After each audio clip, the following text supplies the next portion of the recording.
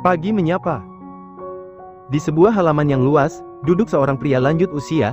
Dia membiarkan tubuhnya terkena sinar matahari langsung, karena cahaya hangat itu sangat dianjurkan untuknya. Di antara lamunannya yang tiada akhir, dia tiba-tiba teringat dengan permintaan sang cucu, bahwa wanita itu ingin dirinya mengundang Ken dan kakek Abian untuk makan malam bersama. Ya, dialah kakek Theo, kakek satu-satunya yang Nora punya. Ayah dari Imelda. Hasna, ambilkan ponselku di kamar, aku mau menghubungi Abian, ucap kakek Theo pada sang pengasuh. Wanita yang seumuran dengan Nora itu mengangguk patuh. Baik, Tuan. Saya ambilkan dulu. Ujarnya lalu pamit untuk masuk ke dalam. Tak berapa lama kemudian, Hasna kembali dengan benda pipih milik kakek Theo. Dan pria tua itu menyuruh Hasna untuk mencari kontak kakek Abian. Dalam hitungan detik, getaran itu langsung berhenti. Dan panggilan itu terhubung. Halo, Theo. Sapa kakek Abian lebih dulu. Ada apa menghubungiku? Apa ada sesuatu yang ingin kamu bicarakan? Sambungnya. Kakek Theo menghela nafas lalu tersenyum. Begini, Abian. Aku berencana mengundangmu dan Ken untuk makan malam bersama. Menurutmu bagaimana? Ah, kapan itu? Soalnya aku dengar Ken sedang keluar kota, balas Abian apa adanya.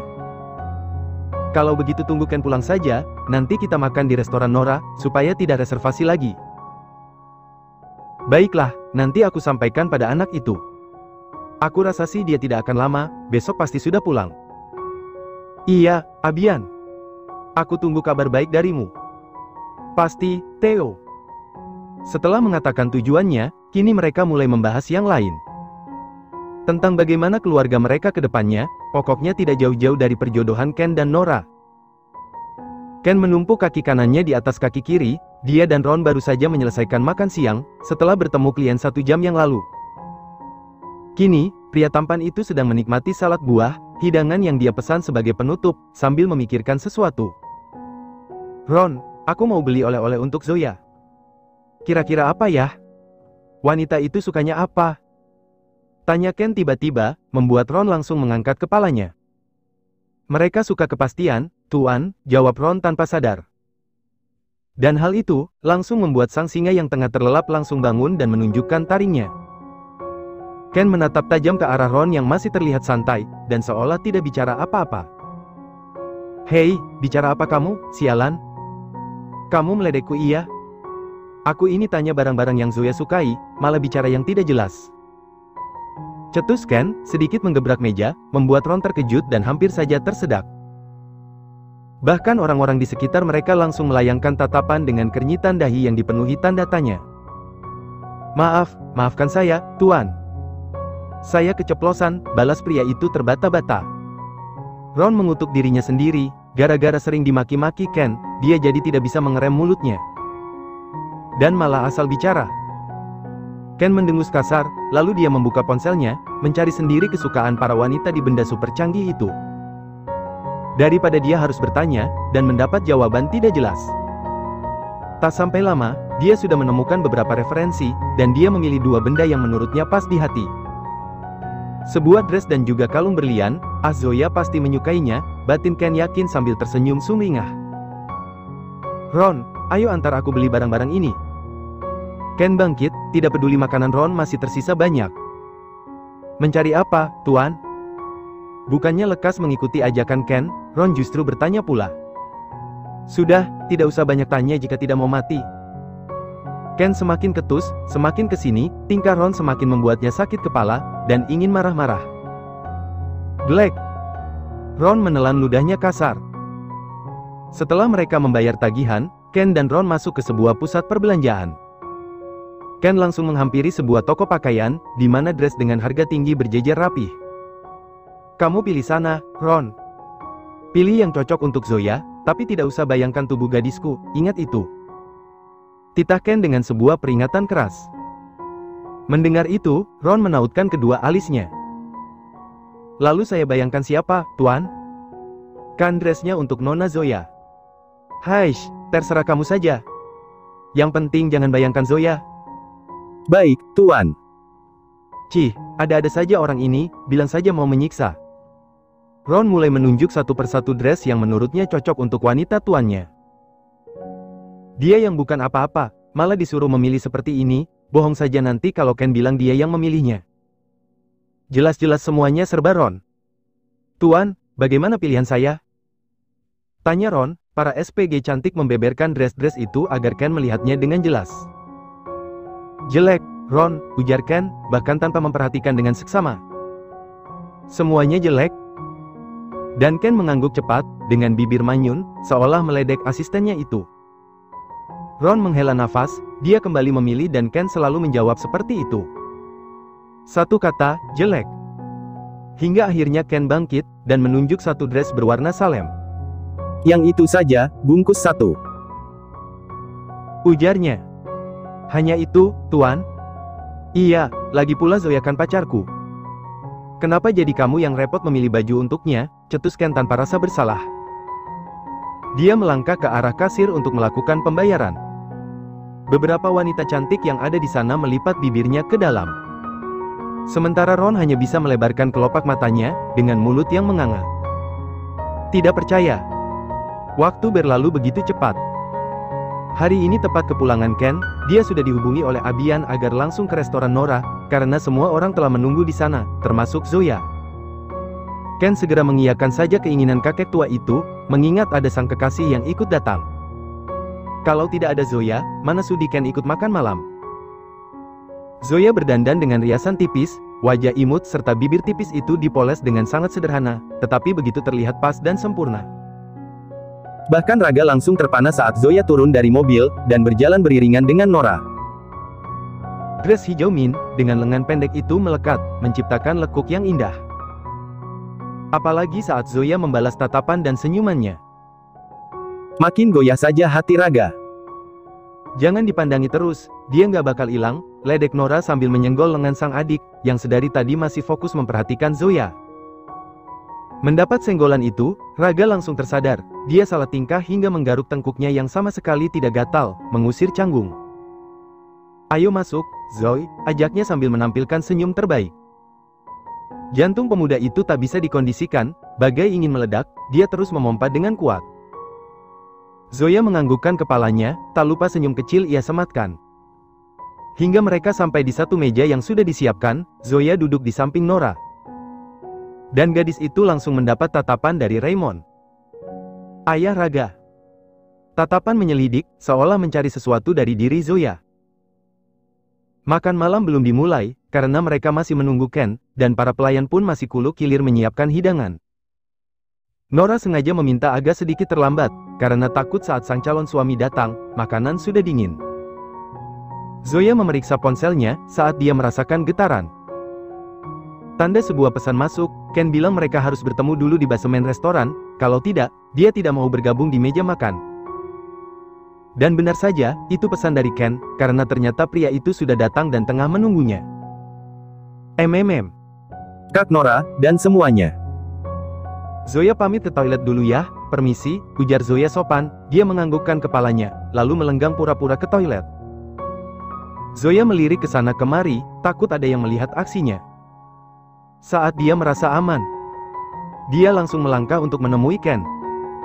Di dalam mobil hitam yang memiliki kaca tidak tembus pandang, Ken tersenyum senang saat melihat Zoya datang. Pria itu langsung menyambut Zoya dengan antusias, memeluk erat menciumi wajah Zoya. Sayang, aku sangat merindukanmu, ujar Ken dengan merengek manja. Tapi nanti di meja makan juga kita bertemu, Dad. Kenapa harus meminta aku ke sini? Cetus Zoya. Ken meminta Zoya untuk naik ke atas pangkuannya. Tak ingin berbasa-basi dan berlama-lama Zoya langsung patuh. Dia duduk berhadapan dan mengalungkan tangannya di leher Ken. Kap. Ken merampas bibir ranum itu, memberikan kecupan singkat tanda rindu yang menggebu. Di sana kita bisa bertemu, tapi tidak bisa melakukan ini, baby. Ken menarik tengkuk Zoya, dan menyatukan kembali bibir mereka. Zoya tak tinggal diam, dia pun membalas ciuman Ken, dia pun sama rindu dengan pria ini, aroma tubuh Ken yang mulai dia ingat, seolah menjadi candu yang tiada obat. Resleting dress gadis itu sudah turun, akibat tangan kekar yang begitu lincah menjamah tubuhnya. hingga tangan besar itu merayap, dan melepas tidak sabaran pada kain Brenda milik Zoya. Terdengar suara robekan, dan Ken benar-benar merusak benda segitiga itu dengan mudahnya. "Dad, are you crazy? Kenapa kamu robek?" tanya Zoya di tengah lenguhannya. "I'm sorry, baby. Aku tidak sabar ingin memakanmu," balas Ken. Zoya mencebik kesal karena benda berbentuk segitiga itu benar-benar robek, dan tidak bisa digunakan. "Cih, Daddy benar-benar menyebalkan," rengek gadis itu dengan wajah yang cemberut, bahkan alisnya menaut seram. Namun, di mata Ken, Zoya tetaplah kelinci kecil yang menggemaskan. "Maaf, sayang. Mau pakai punya Daddy? Ada tuh di koper, tapi Daddy ambil dulu di bagasi," tawar pria itu. "Ish, aneh-aneh aja. Kebesaranlah Daddy." Pria tampan itu terkekeh kecil. "Ya terus harus bagaimana, baby?" Ken meraih pinggang ramping itu lagi, lalu menciumi leher Zoya. Gadis itu melengos dan mendorong dada Ken agar menjauh dari tubuhnya. Bahkan tak segan memukul, saking kesalnya. "Tahu ah, aku mau turun. Nanti yang ada mereka curiga kalau kita terlalu lama," cetus Zoya. Membuat Ken menghela nafas, kalau saja tidak ada sang kakek dan keluarga Nora. Dia tidak akan mungkin menyia-nyiakan waktu bersama Zoya. Hanya bermain satu kali, terasa tak cukup untuknya. Yang dia inginkan sekarang mencapai puncak nirwana sepuasnya. Akhirnya setelah Zoya merapikan penampilannya, gadis itu turun dari mobil Ken. Dia melangkah dengan sedikit merapatkan kakinya, merasa kurang nyaman. Sementara Ken dari dalam sana hanya terkekeh geli, memperhatikan gadisnya yang berjalan seperti anak bebek. Zoya kembali ke meja makan, pura-pura keluar dari kamar mandi dengan langkah yang tergesa. Rambutnya yang semula kering kini terlihat lepek, membuat beberapa orang di sana langsung menatap aneh ke arah Zoya. Terlebih Raga. "Zoe, kamu baik-baik aja? Kok lama di toiletnya, kamu juga keringetan gitu?" tanya Raga dengan raut wajah cemas, takut terjadi sesuatu pada gadis yang dicintainya itu. Mendapat pertanyaan seperti itu, Zoya sedikit gugup, tetapi segera dia tepis dengan uluman senyum. "Aku hanya sakit perut, Ga.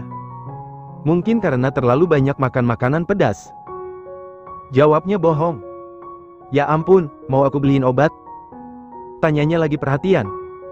"Makan dulu aja, Ga. Nanti baru kamu antar Zoya pulang sekalian ke apotik," timpal Nora, menengahi kedua remaja itu. Dia tahu bagaimana Raga menyukai Zoya. Dari sorot matanya saja, Nora bisa melihat adik kecilnya ini tulus pada gadis itu. Akhirnya Raga mengangguk mencoba untuk tenang, lalu menarik tangan Zoya agar duduk di sampingnya. Sementara di samping gadis itu kosong, karena pastilah itu kursi untuk Ken yang sengaja disisakan oleh Nora. "Nora, kenapa Ken lama sekali? Coba hubungi dia," ujar Imelda. Sedari tadi mereka menunggu, tetapi tak terlihat juga batang hidung Ken. Mereka hampir jamuran, menunggu sampai 1 jam. "Sabar, Ma. Mungkin dia terjebak macet. Aku telepon ke Ken dulu," balas Nora, meraih ponselnya untuk mencoba menghubungi Ken. Namun, dia yang selalu celingukan akhirnya bisa melihat pria tampan itu berjalan melewati pintu masuk. Seketika senyum Nora mengembang, bak sang putri yang menunggu pangerannya datang. "Itu, Kak Ken," tunjuk Nora girang. Semua orang melayangkan tatapan mereka ke arah pintu, di mana seorang pria dengan balutan jas berwarna abu-abu terang tengah melangkah dengan gagah. Senyum Nora semakin mengembang begitu Ken sampai di depan matanya. Pria itu segera menarik kursi kosong yang tersedia, dan mendudukkan dirinya di sana. "Maaf menunggu lama, perjalananku cukup macet, ada pula hal lain yang harus aku kerjakan lebih dulu," ucap Ken ambigu. Ekor matanya sedikit melirik Zoya, lalu dia tersenyum pada semua orang yang hadir di sana, termasuk kedua calon mertuanya. "Tidak apa-apa, Kak. Kami semua mengerti," balas Nora, memberanikan diri mengusap lengan Ken di depan keluarganya. Ken ingin menepisnya, tetapi karena dia masih memiliki sedikit sopan santun, demi menjaga nama baik kakeknya, Ken hanya bergeming. Sementara di bawah sana, kakinya keluar dari sepatu yang dia kenakan, dan mencapit kaki Zoya. Gadis itu hanya menelan ludahnya. Ken benar-benar pria yang tidak bisa dikendalikan dengan mudah. Dua keluarga itu makan dengan tenang. Tidak ada yang bersuara selama hidangan utama itu tandas dari piring masing-masing. Makan malam yang terasa begitu membosankan, hingga lagi-lagi pria tampan itu memiliki otak usil untuk menggoda gadisnya. Ken mencubit kaki Zoya menggunakan jari-jari kakinya, lalu naik untuk menggesek hingga gadis itu sedikit menggeliat geli. Entah kenapa dia mudah sekali untuk tersengat, meski hanya sentuhan seperti itu yang Ken berikan. Makan malam kali ini sedikit berwarna karena ada Zoya di sampingnya. Sementara di ujung sana, ada Raymond yang terus memperhatikan Zoya. Sejak gadis itu masuk ke dalam restoran ini, Raymond sama sekali tak melepas pandangan mata itu, seolah terus menelisik. Dan Imelda bisa melihat itu, dia menatap Raymond dari samping, suaminya itu tengah memperhatikan Zoya, dan hal itu membuat dia merasa geram. Imelda mencubit paha Raymond, membuat pria parubaya itu sedikit tersentak, lalu menatap ke arah sang istri yang sudah memberikan sorot mata menajam. Seperti sebuah peringatan. Raymond menghentikan aksinya, dan kembali makan dengan tenang. Hingga akhirnya mereka semua telah menyelesaikan makan malam. Kini saatnya sesi mengobrol sambil menikmati hidangan penutup yang telah tersedia di atas meja. Mama, Papa, Kakek. Aku belum menalin Zoya ya sama kalian? Ucap Nora membuka obrolan, sedari tadi anggota keluarganya pun tidak ada yang bertanya mengenai Zoya. Mereka hanya tahu kalau gadis itu adalah teman satu kampus Raga. Sesuatu yang sangat tidak penting sekali untuk mereka ketahui. Memangnya siapa dia? Tanya Raymond, yang terlihat penasaran tetapi tidak berani bertanya lebih dulu, karena ada sang istri yang terlihat tak suka pada Zoya. Imelda kembali melotot mendengar pertanyaan suaminya. Nora mengulum senyum. Calon pacar Raga. Seseorang langsung tersedak mendengar pernyataan itu. Dan orang itu adalah Ken, dia yang tengah menikmati dessert begitu terkejut dan berakhir tersedak karena mendengar ucapan Nora yang begitu mengusik gendang telinganya. Nora dan Zoya kompak mengulurkan air putih ke arah Ken. Dan lagi-lagi Nora harus merasakan kecewa, karena air putih yang ada di tangan Zoya yang Ken ambil. Apa maksudmu? Tanya Ken cepat, setelah dia menghabiskan air putih di tangannya. Mendapat pertanyaan seperti itu, Nora melebarkan kelopak matanya, sementara Raga menghela nafasnya berkali-kali. Kenapa Nora harus bicara seperti itu, padahal ada Ken di sini? Nora keceplosan, dia terlalu bahagia, karena pada akhirnya Zoya yang dia curigai disukai oleh adiknya, Raga. Ken, bicaralah yang sopan. Tegur kakek Abian, melihat Ken yang menatap Nora tak ramah. Namun, Ken yang terlanjur kesal, tak menghiraukan teguran sang kakek. Dia sangat tidak terima Zoya disebut calon pacar pria lain. Hanya dia pacar gadis itu. Maaf, Kak. Aku hanya bercanda. Aku tidak ada maksud apa-apa, balas Nora meralat ucapannya yang begitu sembarangan. Wanita itu juga lupa tentang rahasia yang harus dia jaga, permintaan Zoya supaya tidak memberitahu Ken tentang semuanya. Ya Tuhan. Kenapa mulutku lancang sekali? Bisa kacau semuanya, hubungan Raga dan Zoya pasti terancam. Iya, kenapa kamu harus marah pada Nora, Ken? Dia itu hanya bicara asal-asalan, lagi pula mana mungkin Raga menyukai gadis seperti itu, timpal Imelda yang memang tidak menyukai Zoya. Ma. Raga buka suara. Dan hal itu membuat amarah Ken semakin memuncak, wanita di depannya ini seolah tengah menginjak-injak harga diri Zoya. Ken mendengus kesal.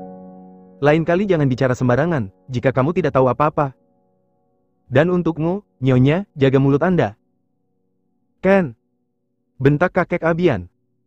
Ayo pulang. Ken lagi-lagi tidak menghiraukan kakek Abian yang menatapnya dengan sorot mata nyalang. Dia justru mengajak gadisnya untuk pulang, gadis yang sedari tadi hanya mampu untuk menundukkan kepalanya. Hati Ken terlanjur panas berada di sini, salah sedikit dia akan langsung emosi. Sementara kakek Theo hanya bisa memejamkan matanya, dia menghirup udara dalam-dalam. Lalu menarik tangan kakek Abian yang sudah berdiri untuk duduk kembali. Biarkan, ucapnya singkat. Dan Nora hanya bisa menatap kecewa pada punggung Ken yang menjauh, bersama Zoya di belakangnya. Makan malam ini benar-benar berantakan, tidak sesuai dengan semua angan-angan yang sudah terbayang.